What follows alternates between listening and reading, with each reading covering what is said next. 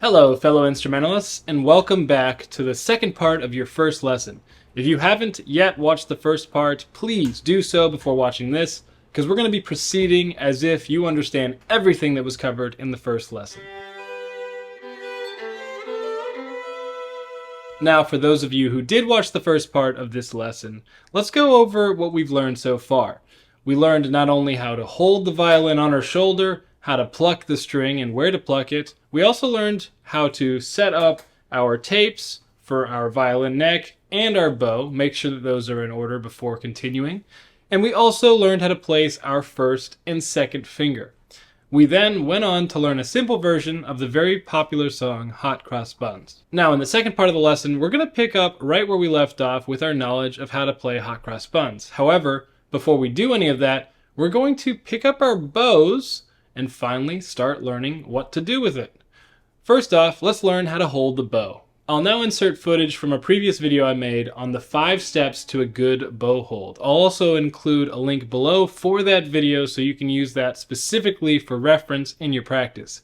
I encourage you to revisit that regularly to make sure that you're always starting playing your violin with a good bow hold. These are the 5 steps to a good bow hold. Step 1, you want to hold the bow with your left hand, preferably around the balance point, and keep your bow hair facing away from you. Create as much relaxation in the right hand as possible, and we're going to do that by shaking it out gently. Step 2, we want to straighten the fingers in our right hand and keep them equally spaced. However, we want to do so in a way that does not overly flex them and cause unnecessary tension. Step 3, you're going to take these straightened fingers and approach the bow until your ring finger partially blinds the frog. You want the frog to be able to see out of the right side of its eye. You'll know you've gone far enough when the pinky on your right hand makes contact with the stick. Step 4, we want to rotate the bow such that the hair points down towards the ground. And as we do so, we want to make sure that our fingers curl over, creating that movement. As you rotate the bow down, your thumb is going to join the middle finger and create the center of your bow hold. Make sure as you come to this position that all of your fingers have slight curvature. Step 5, and the final step, is bringing your pinky to the top of the bow. Notice that the wood of your bow is an octagon near the frog, and therefore out of the 8 sides, you want to place your pinky not on the very top, but on one side over and closer to you. That's going to cause the stick of your bow to tilt slightly away from you, which is going to be useful as we get towards the frog. Now that you're holding the bow correctly, let's go ahead and start using it. Let's set up our violin just like we had it before on our collarbone. Remember, we're going to put the shoulder rest onto our collarbone here. And then we're going to pivot our head slightly and allow it to rest on the chin rest. We want our jaw to rest on the chin rest, not our actual chin. If we're doing this right, our head should not look any crooked at all. It should just look slightly pitched forward. Once we have that nice playing position like so, we're going to take our bow with a good bow hold, and we're going to find the center of the bow. Some people like to call the center of the bow square, and the reason for that is simple. If you look at it from this angle, you can see that the perimeter of our bow, our forearm, our upper arm, and this part of the violin makes a kind of square. So we're going to start in this square position, and we're going to find our D string. If we recall from the first lesson, our D string is the second lowest string or the third highest string, also thought of as the second thickest string or the third thinnest string. We can instead just think, if we're looking from the violin from this perspective, going left to right, it's going to be our second string over. From right to left, it's going to be our third string over. In violin playing and in violin writing, we always call our strings in order from highest to lowest, thinnest to thickest. So we call our E string this thinnest string on the right side. We call that our string number 1. And we go from there. So our D string would be our third string from there.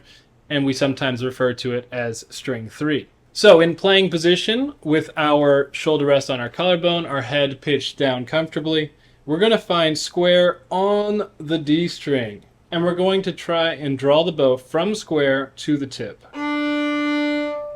Now, several things are going to need to happen in order for this to work, but the first thing that I want you to think about is I don't want you to worry about all the specific mechanics. I want you to instead worry about first having a good bow hold, and actually just thinking about, while going from square to tip, keeping the bow as straight as possible. Specifically, as perpendicular to the string as possible. So, think about keeping a good bow hold and keeping the bow as straight as possible. In order to accommodate the straightness of bow, many things will need to happen in the arm and in the fingers and in the wrist. But it's best to try learning this intuitively at some level first before worrying about the exact specifics. If you jump right into the specifics of where the elbow needs to move, how the wrist needs to move, how the fingers need to move, this can sometimes be a little bit damaging and actually cause you to take a step back in your bowing. The most important thing to understand is that what we're trying to do when we bow is we're trying to keep the bow straight. We're also trying to keep the pressure even, and we're trying to keep the sounding point even. We're going to discuss those two concepts now. We've already discussed that we need to keep the bow straight. We also need to make sure that the weight or pressure of the bow is not fluctuating greatly. And we also need to make sure that the sounding point is consistent. Now, you've heard me mention the sounding point already twice at this point, and you may not yet know what that is. And that's totally okay, because this is your first violin lesson. So don't worry, we're going to go over it right now. So I want you to think of your bowing as not a two-dimensional effort. It's actually existing in three-dimensional space. We have this direction, right, up and down. We have side to side or left to right. And we also have across the strings this way. Now, the straight bow is referring to keeping that bow in that line. However, we also have other things to consider: the bow pressure and the sounding point. Now, the sounding point is one of those dimensions. The sounding point refers to how close or far the stick is from the bridge. Remember, this wooden part is our bridge, and our bow can either be close to it or it can be far away. In general, and for the entirety of this lesson, we're going to try and keep our bow in between the fingerboard and the bridge. Specifically, I think right about halfway is going to be a good placement. We're going to call this halfway between the bridge and fingerboard a sort of highway.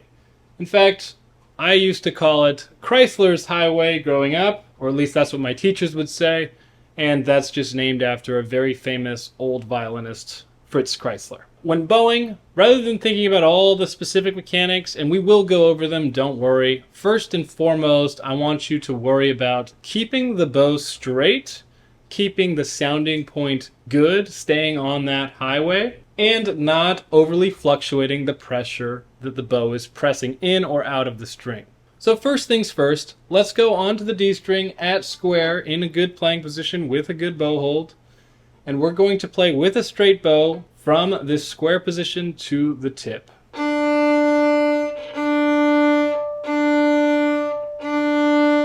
And what you'll notice happens, most likely, is something like this. I like to call this the smiley bow, where your bow is kind of making this curved motion, or this smiley position. And this can often happen when you're doing a good job of maintaining your sounding point, or a decent job at least, but you're failing to keep the bow straight. Sometimes instead you'll keep the bow straight, but you'll fail to keep the sounding point, and you'll end up with this kind of skating bow. Both of these are not really ideal, and they'll cause a real issue with your sound production. So if you ever have an issue with sound production in the bow, most likely one of two things is at least happening, which is that you're not maintaining your sounding point, or you're not maintaining your straight bow. Now, as promised, if you're having difficulty keeping that straight bow and that sounding point, it's important that you know how to adjust it. So there are some things that we can do to make sure that that happens. And there are actually specific things that happen in the arm, the wrist, and the fingers to make these things occur properly. I said, first and foremost, don't worry about these and instead focus on the results you want, straight bow and good sounding point. But also you should understand what mechanics go into it so that if that's not able to happen easily, you can actually dissect the problem. So first and foremost, let's talk about the bow fingers. This is our right hand fingers and understanding what they're responsible for. Each one of our 5 fingers on our right hand has its own unique responsibility. Our thumb, for example, is our fulcrum. If you think about what a lever is, we can think of our bow hold as a lever. Our thumb creates the center of our bow hold. It's the anchor point for which all of our motion, all of our energy is going against. So our thumb is the fulcrum, it is underneath the bow, and it's actually the only finger that's underneath. Then from there we have our first finger. This finger is responsible for 2 things. It's the second most responsible finger. It's going to be responsible for pulling the bow towards you, meaning if our sounding point is getting far away from the bridge, our first finger is going to be responsible for adjusting it back. And it's also responsible for pressing into the string. So if our bow pressure is not sufficient, our index finger against the thumb can add additional pressure through that pronation. Now our middle finger going from there is our secondary anchor. This, in conjunction with the thumb, work together to create a really solid center for the bow, for which all of our other fingers can operate. Our ring finger from there does the opposite of one of the jobs of the first finger. While the first finger's job in terms of sounding point is to bring the bow towards the bridge, the ring finger's job is to do the opposite. If the bow is too close to the bridge, the ring finger helps us move the bow away from the bridge. And finally we have the pinky, our weakest finger, but it is one of our most important fingers yet. Our pinky finger is the only of the fingers whose tip is actually above the bow, the stick of the bow. If you see it, it's obviously not on the direct top. If we think of this octagonal shape, it's on one side over, but it is still on top of the bow. And so as a result, it is almost solely responsible for taking weight out of the string. Against that thumb, the pinky can push down like a lever and cause the bow to feel lighter. This is so important to understand and to make use of because sometimes our bow gets very crunchy and the pinky is responsible for reducing that crunch or reducing the weight of the bow. That describes all 5 of the fingers' responsibilities, but we also have a wrist and we also have one other joint, our elbow, that we can use to help assist us in all of these issues. Our wrist is going to often help with the angle of the bow or keeping it straight. If our wrist is not flexible, when we open that elbow to go to that down bow, and our wrist is not flexible, we get that smiley bow. But if our wrist instead can relax and conform, as you see here, we can retain that straight bow. Now, if our wrist is able to conform, but our elbow doesn't do an additional job, we still won't have a straight bow. And that's because as we go from center, or this square position, to that tip point, if you notice, the elbow actually has to come in. The elbow is actually traveling inward in order to maintain that straight bow. If the elbow doesn't do that and instead stays in its place while we open it, we get that classic smiley bow. So notice all of these components when you're bowing if your bow is not able to stay straight or with a good sounding point. But again, the first thing that I would worry about or focus on is not the individual components, but rather keeping a good bow hold and focusing specifically on the results you want. You want the bow to be straight and you want it to have a good sounding point. All right, that's a ton of information and we haven't even played anything on the violin except for an open D. And there's a reason for this. That's because, quite simply, we're not ready. So the first thing we got to learn before we even worry about the fingers is we got to learn an additional movement with the bow. It's not enough to go from the square to tip and from tip back to square, which by the way we have terminology for. This direction as we go to the tip we call a down bow. This direction as we go back to the frog we call an up bow. This part of the bow, by the way, we call the tip, and this part of the bow we call the frog.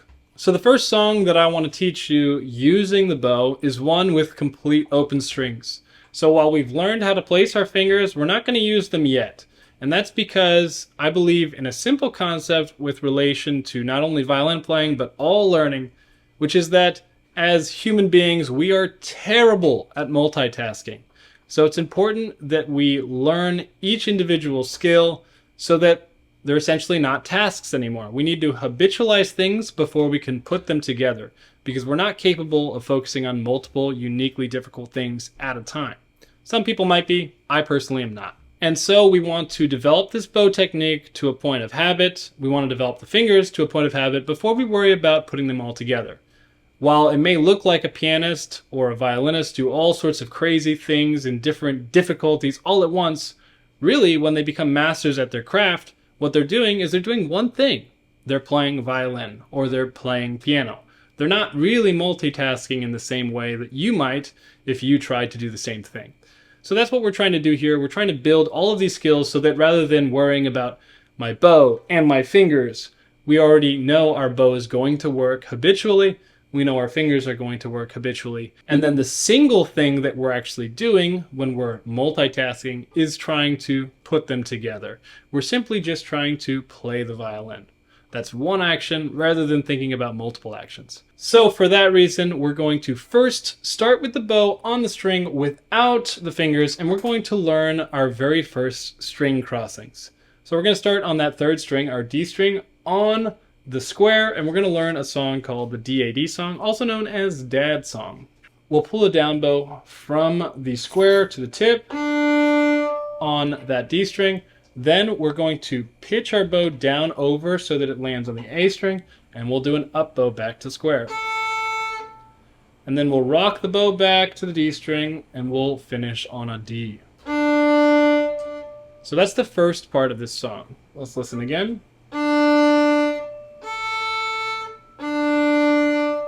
D, A, D. That's the first part of the song. We'll do it again. Then just like in Hot Cross Buns, after we've played the first three notes, we have a rest.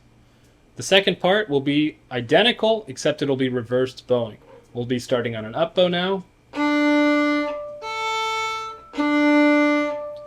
So the first half of the song is two identical phrases. D, A, D, rest. D, A, D, rest. Rest. Rest. Now, the second part of the song, the second half, we're going to be doing a little differently. We'll be doing two Ds followed by two As, followed by the first part of the song again, D, A, D. D, D, A, D, A, D.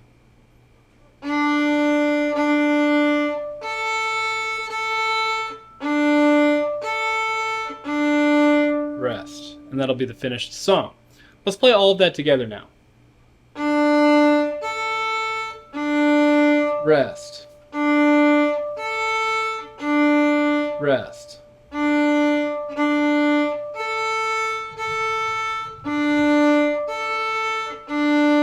Rest.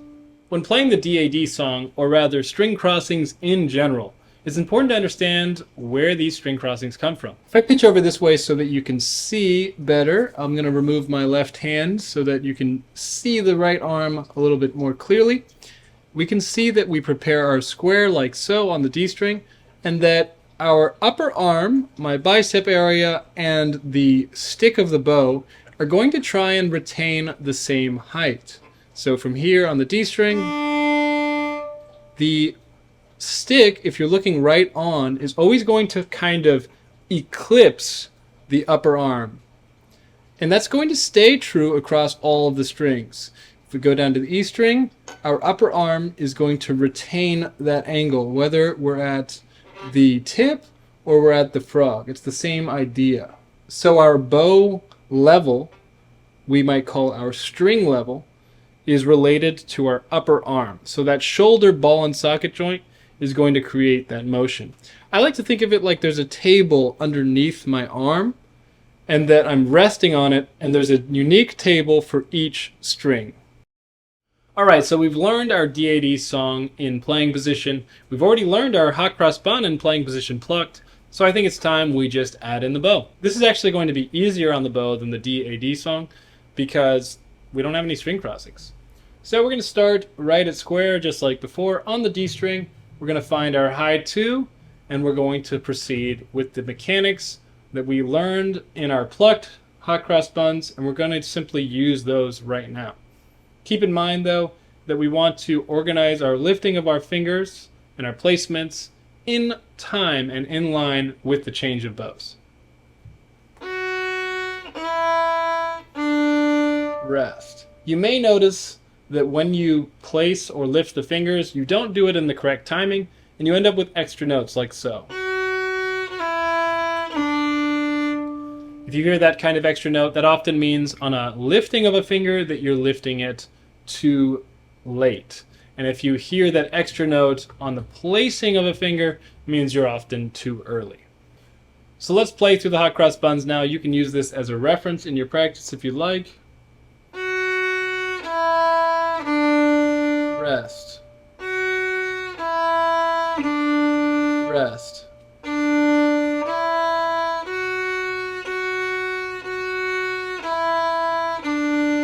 Rest. Very good. I actually can't hear you, so maybe it is, maybe it's not. Now, you may have noticed in this lesson, during the entirety of it, with our bow, we've only played in the upper half. And that's exactly right. That's all you should be doing at this point. The lower half has a different mechanism for the upper arm and for the opening and closing of the elbow. The directions everything needs to move is quite opposite to the upper half. So it's important to learn one before the other and before mixing the two together. So for the first lesson, that is all we will cover, and I hope that you will use this wisely in your practice, and ultimately, I hope that you'll go ahead and find yourself a real teacher in real life or online so that you can have some real-time feedback. Because as you've probably gathered from this nearly hour-long lesson, I believe, part 1 and part 2 put together, it's a ton of stuff that you have to understand. It's a ton of stuff that can go wrong. There's a ton of individual things that you have to do that I've explained that you may not have grasped fully, or I may have explained poorly, or just not in a way that suits you personally. And I can't make real-time adjustments for you, at least not in this format. So please, I encourage you, if you're serious about learning violin, whether you're an adult beginner or a young beginner, please find yourself a teacher if possible. Ask your parents if you're a young beginner, if possible, or guardian. And if you're an adult beginner, save what you can and find something. You can look at your local community orchestras. You can look at your arts high schools for even high school aged students who are advanced, who might be useful for guidance and most likely very cheap. That's probably the least good option because they're both inexperienced teachers and not necessarily fully capable violinists. However, it is an option. The next worst option, which I think is actually a lot more suitable, is to find someone who's currently pursuing a degree in music performance and or music education in a college level. So go to your local college, ask for the violin teacher there and see if they have any students looking for extra work. These are ways to get more affordable lessons. Otherwise, you can go to your local symphony and get a real high level performer, or you can find your local freelancers as well. Alternatively, you can always turn to online and find some lessons through there. Those are just going to, in my opinion, always be a little less efficient because we have to verbalize everything rather than being able to sometimes, in extreme cases, grab your hand and make some corrections. With all that, I hope this has been helpful for you, and I do wish you the best. Happy practicing. Don't forget to like, comment, and subscribe. Let me know if there's any topics in violin playing you'd like me to cover. I'm happy to respond to them and see about making a video. With all that, I'll see you on the next one.